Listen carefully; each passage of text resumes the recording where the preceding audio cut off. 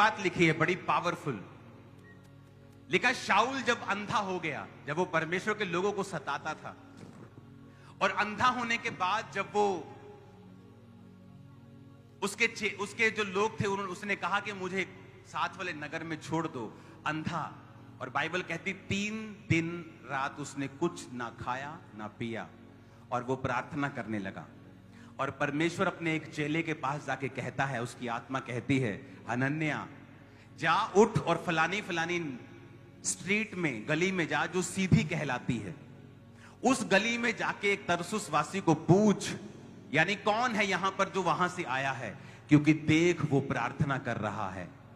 पौलुस 10 साल भी अंधा रह सकता था, शाऊल 5 साल भी अंधा रह सकता था, लेकिन जैसे वो अंधा हुआ, वो क्योंकि वो यहूदी था और परमेश्वर के वचन को समझता था, और बाइबल कहती है उसने 3 दिन रात के उपवास रखे, और परमेश्वर ने उन्हीं उपवासों में उन्हें चंगा किया।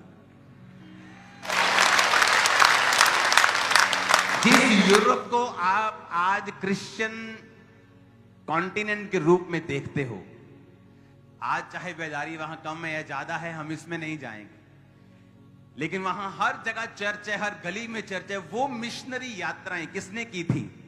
पौलुस ने।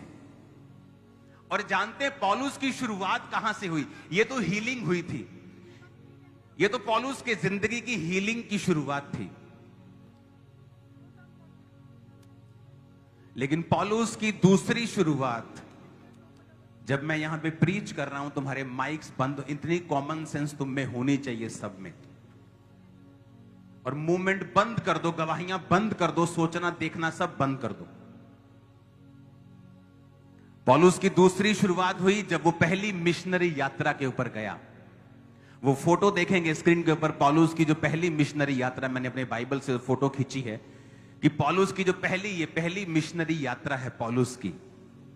इसमें अभी आप जो नाम देख रहे हैं, मैं आपको आज की भाषा में बताता हूं ये कौन से देश हैं। ये तुर्की है, साइप्रस है, यूरोप का एरिया है, कुछ एशिया का एरिया है।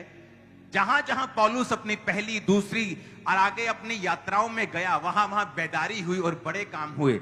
और आप जानते हैं पौलुस की पहली यात्रा कब शुरू हुई? बाइबल कहती है जब वो उपवास सहित प्रार्थना कर रहे थे, और सारी कलीसिया उपवास सहित प्रार्थना कर रही थी, तो परमेश्वर की आत्मा ने अपने लोगों को कहा, पौलुस और बरनबास को अलग कर दो उस काम के लिए जिस काम के लिए मैंने इन्हें चुना है। और कब कहा? जब वो उपवास सहित परमेश्वर की प्रार्थना कर रहे थे। पौलुस की लाइफ की हीलिंग कब हुई? जब वो उपवास सहित प्रार्थना कर रहा था। आज कलीसिया या तो उपवास करती है और या तो प्रार्थना करती है। उपवास करती है तो 5 बजे का उपवास है और 2 बजे उठते हैं कि रोटी लेट खाएंगे, खानी 12 बजे उठो, काम पे चले जाएंगे। ऐसा भी ठीक है कि आप काम पे चले जाएं, लेकिन क्या उत्तम है? अगर आपको छुटकारा चाहिए तो बाइबल कहती है आपको बाइबल के पैटर्न के ऊपर ही चलना पड़ेगा।